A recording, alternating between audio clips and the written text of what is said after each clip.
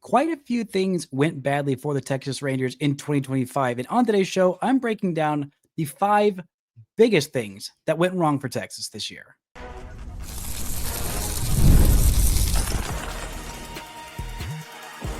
You are Locked On Rangers, your daily Texas Rangers podcast, part of the Locked On Podcast Network, your team every day. You are locked onto the Texas Rangers, the first and best daily Rangers podcast. I'm Bryce Patrick, a cripplegly addicted Texas Rangers fan, covering this team for 12 seasons, including all 7 as the founder and host of this podcast. Thank you all so much for making Locked On Rangers your first listen every single day. If not already, you can follow me on Twitter at Bryce Patrick. You can follow the show at Locked On Rangers. Hit subscribe on your favorite podcasting platform and on YouTube, where the best way you can help grow the show is to comment nearly any single thing below. Now, on today's show, yesterday I talked about the things that went right for the Rangers in 2025. And on today's show, I'm talking about the 5 things that went wrong for the Texas Rangers in 2025. Of course, I'm going to be talking about this offense. I'm going to be talking about health problems. I'm going to be talking about the closer role and more. Before we do all that, today's episode is brought to you by Gametime. Download the Gametime app, create an account, and use code LOCKEDONMLB for $20 off your first purchase. Now, to narrow down these 5 things, it could have been very easily that I just said 1, 2, 3, 4, 5, the offense. But I wanted to get a little bit more specific because everybody knows the problem was the offense. But what parts of the offense were the problem? Well, number 1, the offseason additions. Now, last year, I really liked what Chris Young did with his offseason. Could he have been more aggressive? Maybe. Could he have gotten a few more pieces, parts, and shored up some things in a little bit different ways? Yeah, but I think with what was the constraints were put on him, both financially and otherwise, I thought he did a good job of learning from what went wrong in 2024. I really did. In 2024, the Rangers were coming off their first ever World Series championship. I think part of that, it was easy to assume, okay, World Series hangover. The Rangers had the best offense in the American League in 2023, maybe the best offense in all of baseball. It was outstanding, deep. It was fantastic. And the Rangers, all they did was add a full season of Evan Carter, who had just powered them to a World Series championship run. And then they added in Wyatt Langford, who was one of, if not the top prospects in all of baseball, a guy who was incredibly highly touted with a very, very high pedigree. And he said, yeah, there's probably going to be some regression from this offense in 2024. But, you add in a full season of Evan Carter, a full season of Wyatt Langford, and surely it'll be good enough. Surely it'll be, pretty darn good. I mean, you got Corey Seager, you got Marcus Semien, you got Adolis Garcia, who had just won an ALCS MVP, put on one of the greatest postseason runs we'd ever seen. And in 2024, so many guys took huge, huge steps back. Josh Young hitting the wrist on the 4th game of the year by his future teammate, Phil Maton. His season was a disaster, very marred by injuries, and it was just bad. Josh Smith did take some steps forward, but Corey Seager wasn't quite his 2023 self. Marcus Semien was really tough offensively, and Adolis Garcia was awful offensively. The Rangers had a lot of backtracking, and Jonah Heim was the worst qualified hitter in all of baseball that year. And so Chris Young said, okay, well, maybe some of those guys bounce back.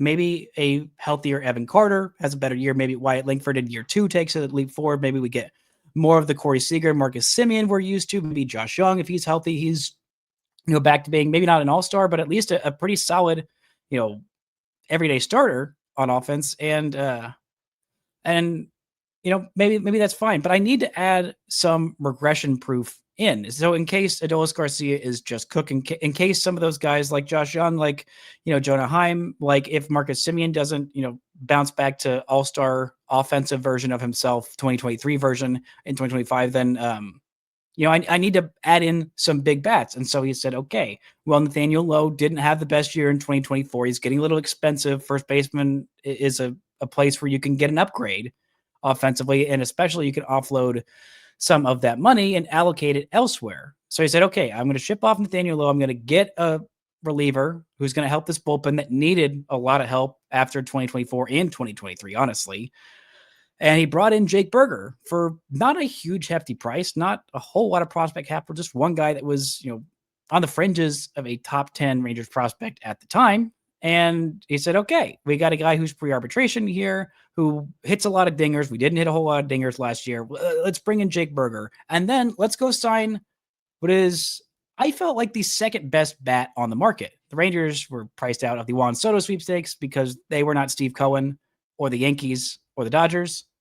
And so they said, okay, let's go get another great bat who is a surefire bet to at least beef up this offense, because at DH last year, it was awful. It was a whole lot of Jonah Heim and whoever was catching, and just not a whole lot of hitting at the designated hitting last year. So let's bring in Jock Peterson. It's going to cost a hefty penny, but this guy has been consistent. He has been, 12 years in the big leagues, and he has never not really hit.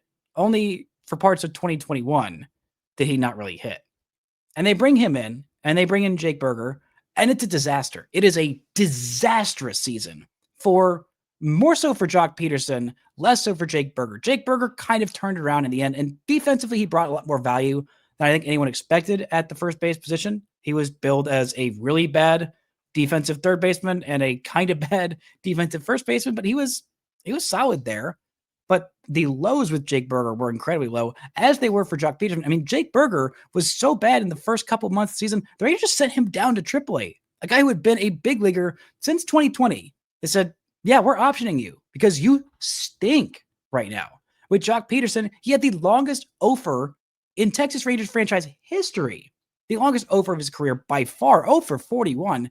And it was brutal. I mean, he just did not bring the power. He did not bring the clutch, the RBIs that you're expecting. Now, I'm not a huge old school stat head, but this team could not drive in runs. Heck, Corey Seager had only 50 RBIs on the year. The leader in RBIs, I guarantee you cannot guess it. It's Adolis Garcia with 75. Nobody else had even 60 on the year. And in 96 games, over 300 plate appearances, Jock Peterson, he hit 181 with a 285 on base percentage, slugged under 330, just 9 homers and 26 RBIs, which is only one more ribby than Evan Carter, who had nearly 80 plate appearances fewer than him. This team just could not drive in runs. They could not get on base. I mean, Jake Berger was a guy who did not walk a whole lot. He walked basically at the lowest amount of anybody in all of baseball. He just did not walk at all this year and didn't get a lot of hits either. I mean, he got 16 bombs in 103 games, but that is not what the Rangers were looking for from him, and especially not from Jock Peterson, who is going to be under contract next year as well, making $18.5 million. And if he's anywhere near what he was for the first 3 months of the season, he also missed a decent chunk of the year with that hit by pitch in the wrist that made him miss basically 2 months, which honestly was a boon for the Rangers offense, because Jock Peterson was so bad. Replacing him with literally anybody else at that point was an upgrade. The Rangers did what they thought they needed to do. Chris Young did what he thought he needed to do, of build in some insurance in this lineup of saying, okay, well, this offense was incredible in 2023. They were awful in 2024. So say everybody regresses to about the middle version of those two things. We still need some more help offensively. So I'm going to go get Jock Peterson. I'm going to go get Jake Berger, swap him out for Nathaniel Lowe. And I think that should be an upgrade. And well, the one bat that he did bring that was an upgrade was Kyle Higashioka. The Rangers had a lot of problems in 2024 getting any offense out of the catcher position. And credit to Higgy. He did his job. 94 games this year, a 1.6 baseball reference WAR, had 11 home runs, a 102 OPS plus, which was a lot better than they got out of Jonah Heim this year. But they got a lot of production out of, they were expecting a lot of production out of first base and DH this year. They did not get it. And that is a huge reason why the Rangers underperformed in 2025. But it wasn't just on the new guys. It wasn't just them. And heck, it wasn't even just on the hitters in general. We're going to talk a little bit about some injury luck that the Rangers suffered and a big problem with the closer and what they can do to fix it right after this. This show is brought to you by Monarch Money. Most people can't name all their financial accounts or even what they're worth, whether it's 401ks, properties, or investments. And when you don't have the full picture, you can end up leaving money on the table. That's why there's Monarch Money. It's an all-in-one personal finance tool that brings your entire financial life together in one clean, easy-to-use interface on your laptop or on your phone. Monarch is built for people with busy lives, so if you've put off organizing your finances, Monarch is for you.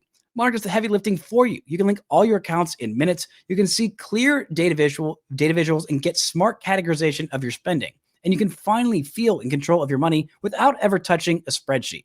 So don't let financial opportunities slip through the cracks. Use code LOCKEDONMLB at monarchmoney.com in your browser for half off your first year. That's 50% off your first year at monarchmoney.com with code LOCKEDONMLB. Shout out to the everydayers making Locked On Rangers your first listen every single day. On tomorrow's show, we'll be back and talking about 5 things that went weird in this 2025 Texas Rangers season. Yesterday, I talked about 5 things that went well today, 5 things that are bad, 5 things that went weird on tomorrow's show, because there was a lot of weird in this 2025 Texas Rangers season. Now, the number 2 thing that went badly for the Rangers in 2025 is health. Now, part of that is the Rangers were the oldest team in all of baseball. And when you have a bunch of old guys, they tend to get hurt. But the ironic thing is that, well, the guy who was thought of as the most fragile, the guy who was thought of as, this is the old guy. This is the one who's not going to be able to stay healthy. Well, the oldest one did have some injury issues. Chris Martin, who's 39, who was the oldest player on this roster, still helpful in his 42 and a third innings that he provided. Jacob deGrom, the guy coming off 2 Tommy John surgeries at 37, was like, yep, nope, I'm going to be the peak of durability. I'm going to make 30 starts, give you over 170 innings. But maybe that was the trade-off for everybody else having issues with their health. I mean, you go up and down this whole team. Patrick Corbin and Jacob deGrom, those are the only healthy ones all season long. Jack Leiter missed the better part of a month with a blister, incredibly random. Kumar Rocker dealt with some injuries early on in this year and dealt with a lot of ineffectiveness as well. Tyler Mahle was incredible for the first 2.5 months of this season and then missed 3 months with a shoulder injury. Nathan Eovaldi was sensational for 22 starts this season. He went down with a shoulder injury after a great start in Toronto when the Rangers looked like they just might be turning around their season and then continued to do so and then very quickly didn't. I mean, the Rangers also had a lot of injuries to guys who haven't normally been injured. Maybe just one guy who has never really been injured since 2009, since before the pandemic. It's been, I think, since 2017 that Marcus Semien has landed on the IL. It has been a long time, and he only played in 127 games this year because he fouled the ball off his foot at the exact wrong angle, broke his foot, and he was out for the last 6 weeks of the season. Corey Seager only played 102 games because, well, he's a guy who has struggled with injuries for his career. That has just been something that has been part of his career. Unfortunately, Wyatt Langford dealt with some oblique injuries, and after Evan Carter looked like he had dealt with the back injury, just gets hit in the wrist and, misses the final 6 weeks of the season as he was starting to look good. And Jake Berger missed a lot of time with injuries this year, multiple different times. It was just a lot of really bad injury luck, and especially all at the exact wrong time. I mean, so many injuries in like a 2-week span. Corey Seager also dealing with an appendectomy where he missed the last 6 weeks of the season, the last month of the season. It's just wild. Just absolutely wild, bad luck, bad timing. Part of it is just, when you have older guys, sometimes they're just going to be hurt. And sometimes you just, foul a ball off your foot and Mr. Iron Man has to miss 6 weeks. It's just the way things work. And unfortunately, it was just really bad timing for this Texas Rangers squad that just really needed 1 or 2 more breaks, and they could not get it. Not broken bones, because they got plenty of those, but positive breaks. They could not get it. The number 3 thing that went wrong for the Texas Rangers in 2025, although they had the best pitching staff in all of baseball by ERA, the best starting rotation, a pretty good bullpen ERA, the closer role was still an issue. The Rangers had 3 different guys tied for the most saves this season. 9 saves. 3 different guys tied for 9 saves. That was Sean Armstrong, who finished the year kind of as the Rangers closer. Robert Garcia, who took over in the middle and had some really egregious missteps there. He had 9 saves as well. And then you may forget a guy who did close out the final game to clinch the AL West, which is how the Rangers envisioned it on day 1, but it wasn't for the Texas Rangers. That's Luke Jackson, with a 4.11 ERA and 9 saves, tied for the Texas Rangers lead. No matter who was in that closer's role, the Rangers had a problem. In save situations, it's 151 games this year. They just could not get it done. In those save situations, the Rangers pitchers have a record of 1-10. Now, Granted, you're not getting a whole lot of wins. You're actually not getting any wins in save situations unless you blow the lead and then come back. Then you can get a save there or get a win there. But they had a 3.85 ERA as a team in save situations, 142 and 2/3 innings. It's not good. That is not what you're looking for. And I think part of it is because the Rangers they didn't have any velo in their pen. That is something this Rangers team has not really had outside of, a couple of months, or really basically a month in 2023, where they had Jose Leclerc just chucking straight gas, Josh Boers chucking straight gas, or Aroldis Chapman chucking straight gas. That's how you win in the postseason. That's how you have closers that are great. They usually have elite velocity because it gives you that wiggle room. It gives you that margin for error. And while the Rangers did a great job of finding guys that, didn't throw hard, that were effective for the most part, it's just when you put them in that closer's role, I don't know what it is.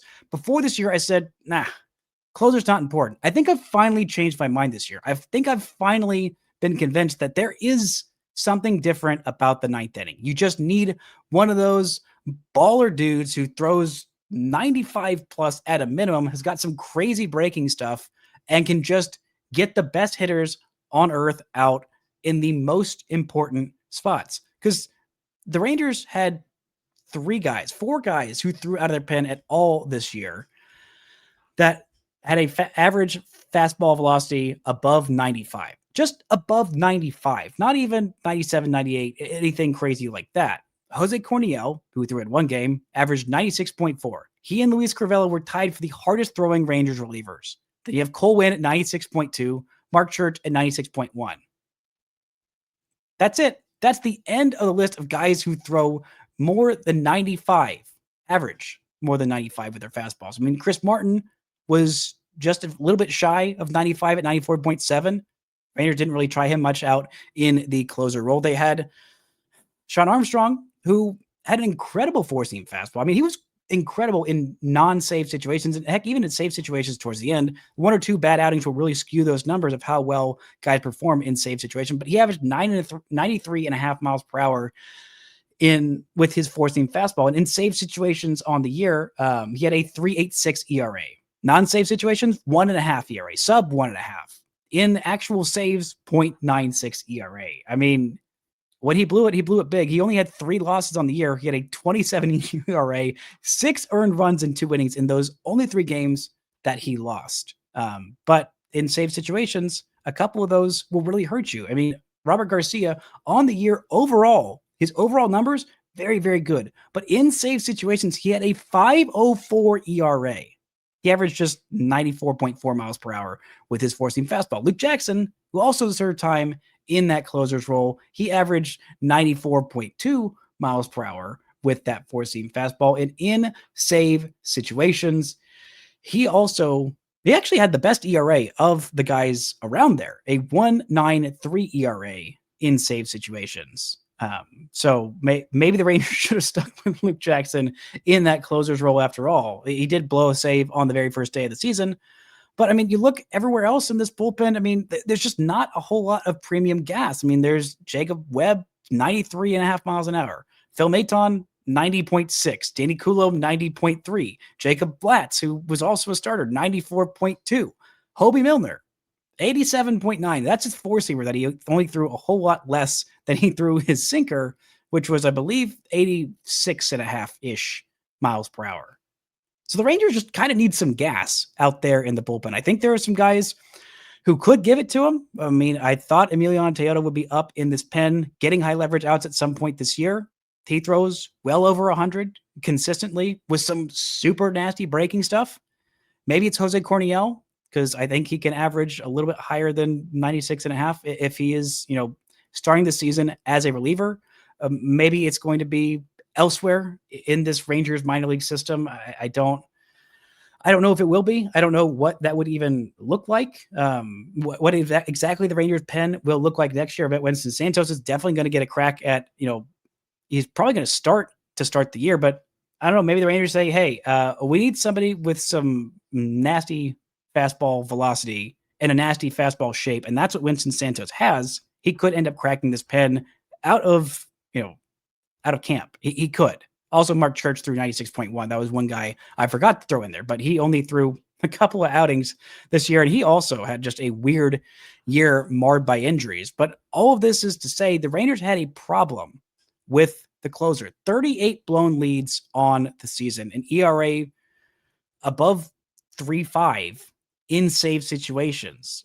If the Rangers had a more consistent closer all season long, or heck, maybe if they just stuck with Sean Armstrong all season long, not trying out Robert Garcia in that role, maybe the Rangers have 4 or 5 fewer blown saves. Maybe they have 5 or 6 fewer blown saves, and that leads to a lot more wins. And the Rangers are in the postseason. I don't know, but there is a reason you look at these postseason teams, and they've all got nasty dudes with despicable stuff and incredible velocity at the back end of their pen, closing down games in October, because that's what it takes. The Rangers didn't have it this year, and they paid the price. Now, they might end up looking at something different this offseason. They might end up saying, okay, instead of getting 5 relievers each for, $2 million, we might have to spend $10 million on a closer, because they didn't this year. And I think that signing a big closer might have been the difference in them making the postseason and not. It might not have, because there were some other things that still went wrong that I have not mentioned yet. We're going to talk about that and more right after this.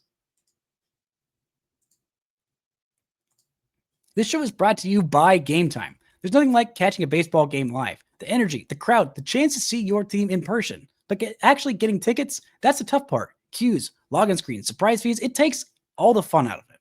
That's why I use Gametime, the app that gives the advantage back to fans. Gametime is fast, it's easy, and it's backed by the Gametime guarantee, so you'll always get 100% authentic tickets delivered on time and at the best price. Plus, fees are all included, so the price you see is the price you pay. Baseball season for the Texas Rangers may be done, but there are still some baseball games to be getting tickets for next year. There are all kinds of different stuff you can get to in the offseason. With no Rangers baseball, you can go check out some Mavs games, some Stars games, maybe a Cowboys game, maybe even concerts, theater. No matter what you're into, Gametime has got tickets and is the best way to get tickets to all those live events. Download the Gametime app, create an account, and use code LOCKEDONMLB for $20 off your first purchase. Terms apply. Again, that's promo code LOCKEDONMLB for $20 off. Swipe, tap, ticket, go. Download Gametime today. Shout out to the Everydayers Thinking Locked On Rangers. First listen every single day. On Thursday's show, I will be talking a little bit, actually, I think Friday's show, I'll be talking about what's going on in this minor league season. I will be having, Thursday I will be having 5 burning questions the Rangers have to answer this offseason, because they're got some questions. Chris Young and company have some questions to answer this offseason. I'll be talking about that on Thursday's episode of Locked On Rangers. That's right. I am all 5 days a week, every single week until the end of December. We are talking all about Rangers baseball. And although I am out of town this week, recording this on Friday, so hopefully no breaking news happens while I'm out of town next week, because I will not be there to talk about it until next Monday. But let's get to the number 4 thing that happened and that went wrong for the Texas Rangers in 2025. I did have to limit myself to 5 things, or I wanted to. I didn't have to, but I chose to. And the number 4 thing that went wrong for the Texas Rangers in 2025 is that the big bounce back candidates who had a great 2023, helped the Rangers win a championship, had a pretty bad 2024, and you thought, okay, maybe those guys can bounce back. Those guys, Adolis Garcia, Marcus Semien, Jonah Heim, Josh Young, they did not bounce back. They did not bounce back offensively like this team needed them to.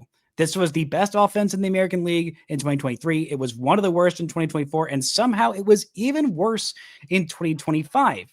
Now, Evan Carter, you can maybe also classify him as one of those bounce back guys, and he kind of did in his 63 games of work. I mean, he bounced back from how awful he looked in spring training. I talked about that on yesterday's show. Like, in spring training, I thought, oh my gosh, Evan Carter might just be done, because that's how worried I was about his back and about, just his mental state of how poorly he looked. And in the 63 games that he played this year, he looked pretty good.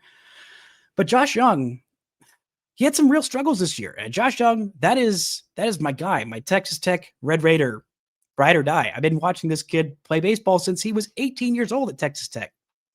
I'm a firm believer in Josh Young as a good big leaguer, but this year was not great for him. Defensively, sure, had some promise. Offensively, at times, he was the Rangers' hottest hitter. But at other times, and in very specific times, he was incredibly bad in specific ways of just expanding the zone way too much, of having issues getting a sac fly. I did go into an episode earlier this year and went in depth and looked at Josh Young because the narrative was, oh, if there's a runner on third with less than 2 outs, he's going to strike out. He's not going to get a sac fly, blah, blah, blah, blah, blah. And his strikeout rate was a little bit higher, but he did hit over 300 and have an OPS over 900 in those situations. So I think he got a little bit more grief than he deserved. But at times, he was awful. In the month of June, he was, one of the worst hitters I've ever seen. He had some real struggles. And the Rangers sent him down to AAA as well. They sent Jake Berger down to AAA. They straight up cut bait with Leody Taveras. Leody Taveras was also another one of those bounce back candidates. I forgot to mention him on here because he's been gone since May. The Rangers made so many drastic changes to their offense in hopes to fix it, and they didn't get it. Leody Taveras was awful this year. Josh Young was not good this year. And Adolis Garcia, while he was incredible defensively, offensively, he hit below 230, he had an on base in the 270s, and he slugged below 400. That's not what you're looking for. He did drive in runs at a much higher rate than anybody else on this team. But Jonah Heim was still really bad this year. He had 11 home runs, but he played in 124 games and he had a 602 OPS. It was bad. It was really bad. And Marcus Semien, while he's still providing a whole lot of value defensively, was less than an average player on offense. At times, he was horrific. Truly horrific for long skids. He still ends the year with the 3.5-4 season. I think a lot of the hate on him is overblown, and it overlooks what he does so incredibly well. And, frankly, what he gave this team in 2023, Adolis Garcia as well. And they also, everyone who's wanting Marcus Semien shipped out forgets that he is going to be 35 next year and is making $25 million for the rest of that contract. And everybody else saw that too.